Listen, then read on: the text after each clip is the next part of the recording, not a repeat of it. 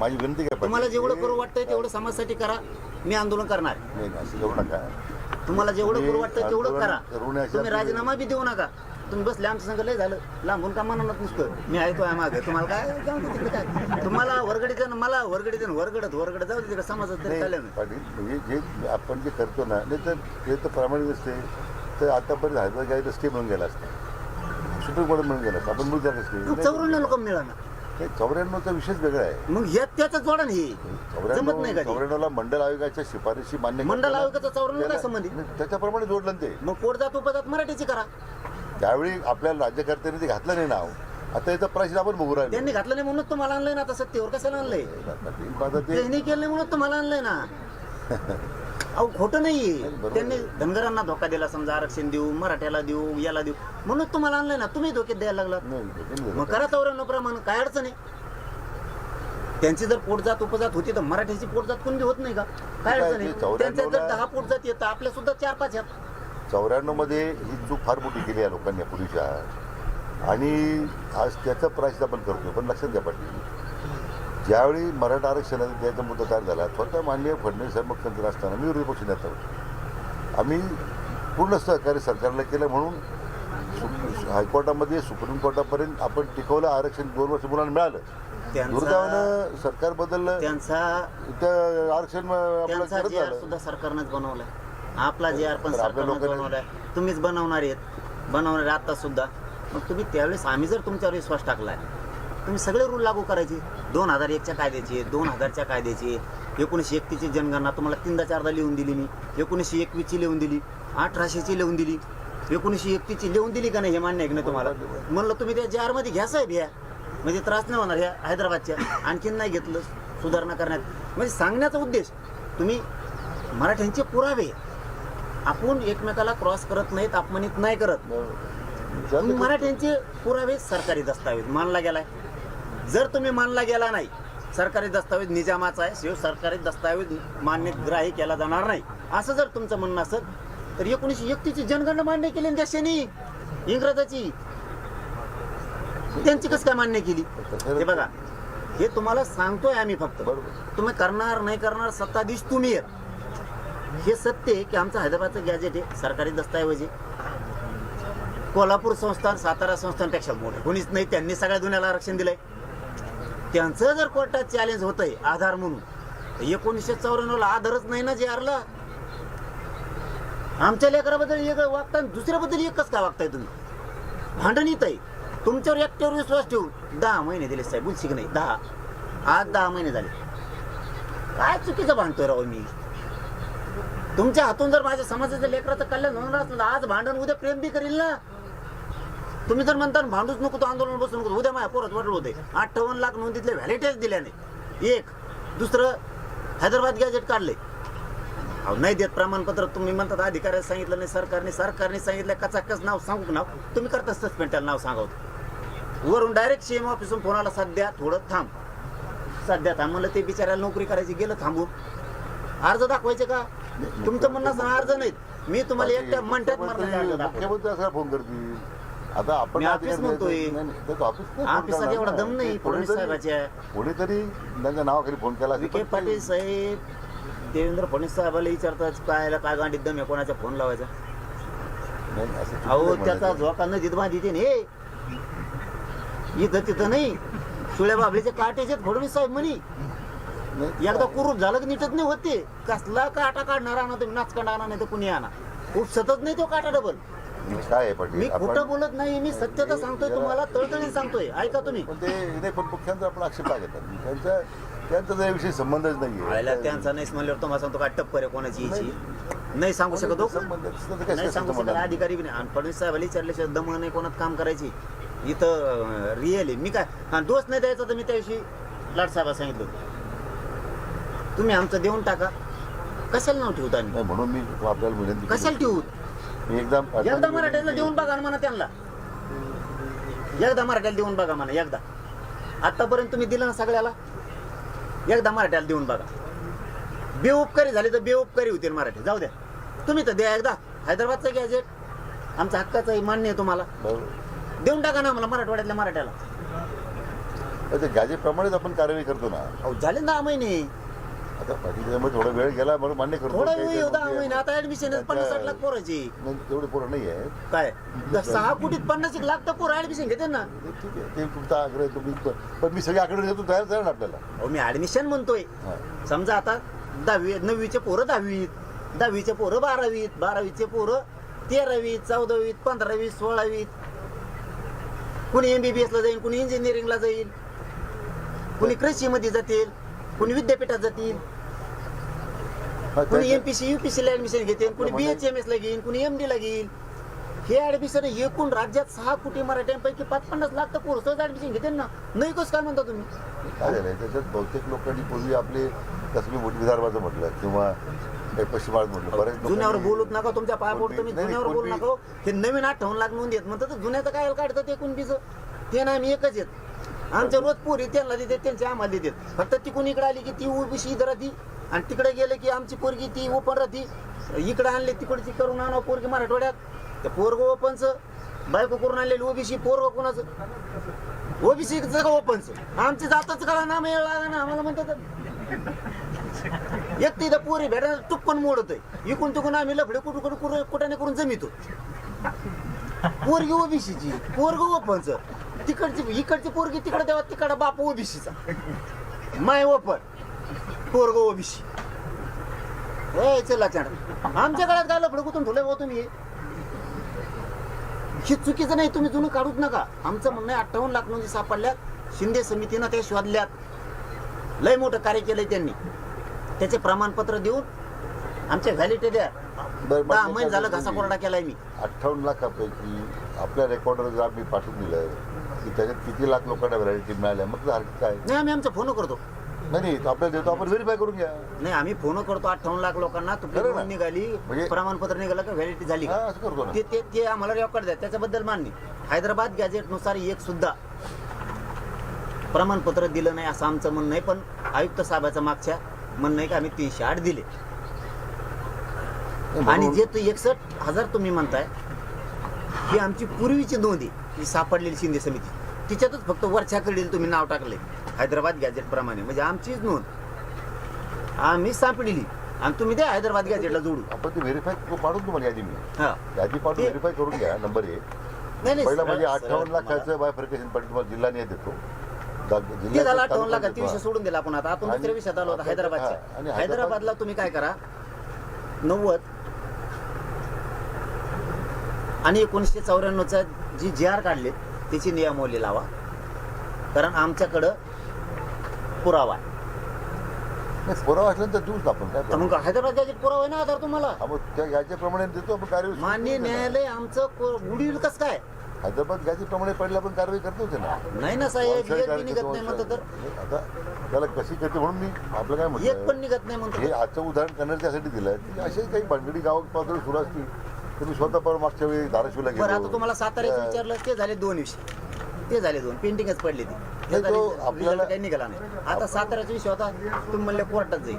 म्हणजे आता लेखी दस्तावेज सातारा संस्थांचा, कोल्हापूर संस्थांचा लेखी दस्तावेज ज्या राजश्री छत्रपती शाहूराजांनी सगळ्या जुन्याला आरक्षण दिलं, ते जर मान्य न्यायाला टिकत नाही म्हणलं. आणि त्यावेळेस कसं इतकं वातावरण असं हे नव्हतं ना, ते त्याच्यामध्ये नाही ते आमच्या हातात होतं. नव्हता. आम्ही मोठ्या आता मनाचे काय होतो. झालंय? वातावरण झालं असतं ना, हा. यांना दिल्यावर आम्ही विरोध केला असता ना. पण आम्हाला काय माहिती पुढे चालून इतके उलट्या काळजाचे निघतील म्हणून, आमच्या लेकराला विरोध करतील म्हणून. नाही आम्ही म्हणलो असतो ही बसतच नाही जात, ही जात बसत नाही, ही जात बसत नाही, ही बस आम्ही दाखवून दिलं असतं. पण आम्हाला नाही वाटलं हो, इतके उलटे काळजाचे होतील हे नंतर, म्हणून आम्ही मराठ्यांनी विरोध नाही केला त्या काळात. हे तुम्हाला मान्य केलं पाहिजे की हैदराबाद गॅजेटचं एवढं पूर्ण विरोध मुंबई उच्च न्यायालयात झाला, सर्वोच्च न्यायालयात झाला, ए मागच्या आडा बंद करा. सर्वोच्च न्यायालयात झाला. आपण त्याला स्थगिती दिली का? का विना त्रासाचं झालं का आपल्याला थ्रू? ठीक आहे, दाखले मिळण्याची प्रक्रिया थोडी मंदावली किंवा मिळत नाही, हा एक भाग झाला. पण त्याला जर स्टेज मिळाला असता आपण सगळे थांबलं असतं. सगळ्या प्रक्रिया थांबवता असं म्हणून हैदराबाद सातारा गॅजेट त्यासाठीच आम्ही विचारपूर्वक विधिवा न्याय विभागाशी बोललो. ते म्हटले आता शेवटी कायद्यात तज्ञाचं मत घेऊन जर आपण जर नाही वागलो, उद्या जर काही झालं ते सांगणार आम्ही तुम्हाला बोललो होतो. साहेब, तुमचं ना आमचं काय भांडण नाही. तुम्ही आलात, तुमचं आम्ही सन्मान केला. आमच्याबद्दलच कोर्टात जात आहेत आणि 94च्या बद्दल जात नाही. म्हणजे हे दुटप्पीपणा त्या अधिकारी तरी कोण आहे तुम्हाला सांगणारा आम्हाला माहित नाही. चौऱ्याण्णव बोलत नाही मी साताऱ्यात बोलतो. हा साताऱ्याच बोलतो आम्ही सुद्धा. आमच्या जवळ पुरावा आहे. त्यांना कोणचा आधार जोडलाय? कोणचा आधार जोडलाय? GR काढताना कोणचाच नाही. तुम्ही इकडे देण द्या, तुम्हाला तिकडे बोलायला लागतं. मग मीडिया तिथून गेल्यावर कसं काय काय आरक्षण आहे तुम्हाला शिकवतोय. आरक्षण मी सध्या तुम्हाला काहीच आरक्षणच माहिती. तुम्हाला आकडे माहिती आहे, टप्पो टप्पो आकडे. हे आकडे नाही, हे शिका. हे गरीबाचा आशीर्वादला डेंजर असतो. येऊ ही सत्य परिस्थिती. आमच्याजवळ पुरावे तरी आमचं कोर्टात जातं वय. आणि यांजवळ पुरावे नसून कोर्टात त्या कोण तुम्हाला शिकित होईल त्याला म्हणा ते 94चं 89चं नाही करतात. एका आद्य देशावरती आरक्षण टिकून आहे. एका आद्य देशावरती 94 घेतलं. 89चं बोलतोय मी आता. मंडल कमिशनचं आद्य देशावरती आरक्षण टिकलेलं आहे. ते आद्य देशावरती आरक्षण टिकत नसतं. तो रूल नाही. घटनेचे कलम वाच म्हणा. काय बोलत काय ते मीडियात. जेव्हा 94 निर्णय झाल्यानंतर कोणी कोर्टात कंटेस्ट नाही केला. त्यावेळेस त्या लोकांनी कंटेस्ट करत न गेल्यामुळे काय पाटील साहेब आम्ही सांगितलं तुम्हाला आता. आम्ही चांगले लोक आहेत. नाही इतके नियत खराब नव्हती. आता बी नाही. 94 आपण दोघं असतो काय अडचण नसते. अहो मी म्हणतो आता बी चॅलेंज करता येतं तरी करीत नाहीत. गरीबाच्या ओबीसीच्या लेकरांनी काय केलं म्हणून करीनात आम्ही संस्कारातच वाढलो. आता बी सांगतो तुम्हाला. आता चॅलेंज होतो 94चा GR आणि मंडलचा सुद्धा 1990चा सुद्धा देऊ. पण आम्ही इतके घाण संस्काराचे नाहीत. गरीबाच्या लेकरांनी काय केलं ओबीसीच्या लेकरा बाळाचं वाटोळ करायचंय म्हणून आम्ही करीत नाही. एका धडाक्यात जाते 94चं बी आणि 90चं सुद्धा. कारण ते आद्य देशावर जिवंत आहे. कोर्टाची मान्यता नाही आहे त्याला. सुप्रीम कोर्टाची आद्य देशावरती देशातलं आरक्षण काढताच येत नाही. त्याच्यावर आता एवढं जाहीरपणे वाक्य करतात. मी करतोय ना. तुम्हाला कोण करा म्हणतोय? नाही, मी आहे. मी जर तुम्हाला सांगितलं नाही तर शिकणार. आता हे नवीन आरक्षण शिकायचे समजा. नवीन विद्यार्थी आता तुमच्या सपाट्यात आलाय नवीन विद्यार्थी. इकडून त्याला कोपरा लुटी देत, तिकडून लुटी देत, ते बी लुटी देत. खरं बोलायला गेलं की कोपर खेळायला सुरुवात आहे. काय बोललेत नुसते इथं आले अंतरवले मराठ्याला आरक्षण मिळून द्या म्हणले. थांब रे. इथं आले तर मराठ्याला आरक्षण द्या मिळून दिले. लगेच त्यांच्या मागे लागले. का? तुमच्या कोण बोललं की मग गोड लागतो. मंगल चांगला आहे मराठ्याचा. आणि उचित मराठ्याच्या पोरा कोण बोललं की काय लगेच तुम्हाला उकळ्या फुटत नंतर बरेच नाही तुमचं नाही का बोलत. एक बोलला समजा जाऊ द्या मराठ्याकडून एक बोलला. पटन नाही पटन यांचं मग तुमचं मग पटन नाही पटन तुम्ही दोघं निघून जाताना. आता मी उपोषणाला बसायचं तर बसनच. ते पुढं जे व्हायचं ते होईल. एक माणूस मराठ्याकडून बोलला. कारण मिरच्या लागल्या. इतके दिवस ओबीसीचं काम नाही केलं का त्यांनी? कमून उपकार फेडता लगेच. एखाद्या जरी ओबीसीचं काम केलं असेल ना आयुष्यात नाही केलं. आता 42 जाती घातल्या देवेंद्र फडणवीस साहेबांनी. कमला विरोध केला यांनी. अरे मग आलेत ना मराठ्याकडे. काय म्हणतात फक्त मराठ्याच्या लेकराला आरक्षण मिळालं पाहिजे. मी देवेंद्र फडणवीस साहेबाला समजून सांगतो. विखे पाटलाला समजून सांगतो. दोघा तिघाचा काही गैरसमज असेल तर काढतो. उदय सामंतला समजून सांगतो. एवढंच बोलला. तुम्ही एवढा कमजोर समजत होय. ते बी बोलले काय तर काही ते बी गेलेलं आहे. ते बी लय मागा लागत. हाय उगा राजकीय पक्षाचं पद प्रतिष्ठित म्हणून जाऊन द्यावा बोलत येत.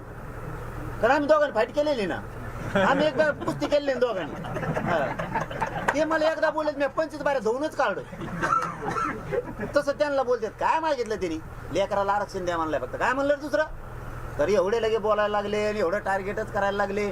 म्हणजे यांना गठुडं भरून द्या मग लय मजा लागत. मराठ्याला द्या म्हणलं की लागलेच नेत्याच्या मागं. विख्यात असला लाडा असला आमकात असला काय चावतो काय चावतो तुम्हाला.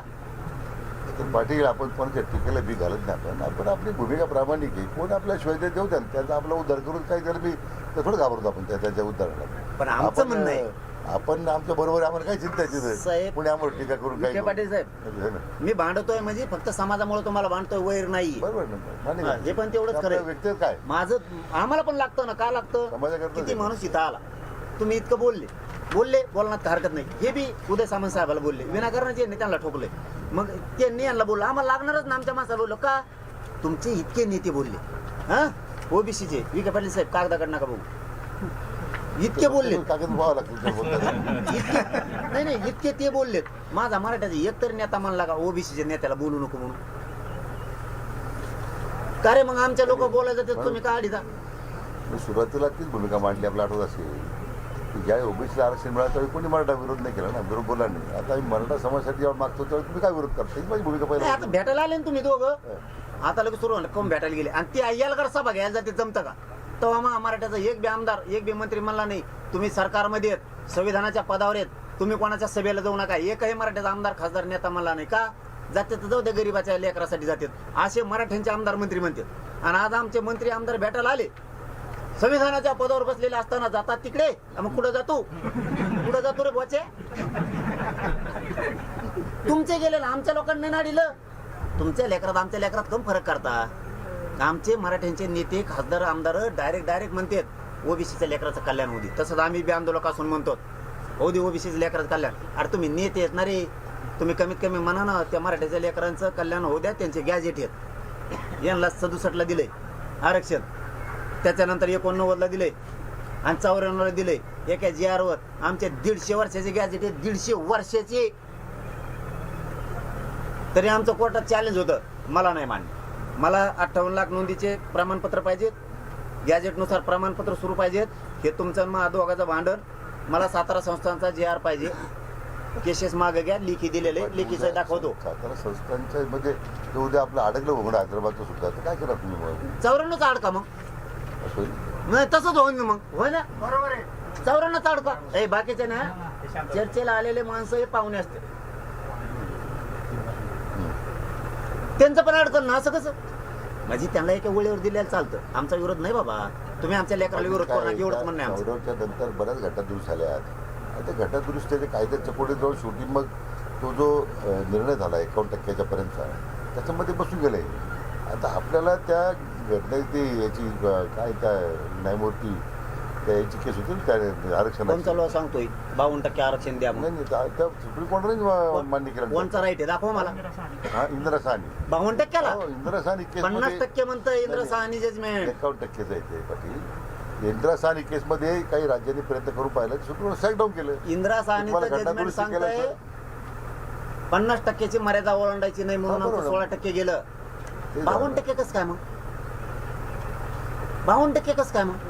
नाही आपण मध्ये आता EWS करते, EWS ला भारत सरकारने 10% वाढून दिलं. त्यामध्ये आपल्या काही लोकांना संधी मिळून दिली EWS मध्ये, भारत सरकारच्या EWS प्रमाणे. पण माझा मुद्दा काय आहे की इंदिरा साहनीच्या जयमेंटमुळे आपल्याला इतकं बंधन आलेलं आहे. परंतु आता त्यासाठी घटनादुरुस्ती करायची, काय करायची त्या तुम्ही 17 संस्थांचा GR काढा, तुम्ही ते GR काढा. कारण आम्हाला आधार आहे, बिना आधाराचे GR काढता येत नाहीत. की महाराष्ट्रात देशात पहिला GR आहे मराठ्यांचा का आधार घेऊन या. हैदराबादचा काढलेला तुम्ही. हा, यांचा एक प्रश्न होता बोलता बोलता, हे सांगतो पण मी तुम्हाला. आणि फडणवीस साहेबाला श्रेय दिलं नाही गॅजेटचं, संपला विषय. कारण ते मी ज्याचा त्याचा सन्मानच करतो त्याचा. त्यांनी काढलं नाही दिल्यावर मग त्यांना नको जापू, तर कोणाला जापू.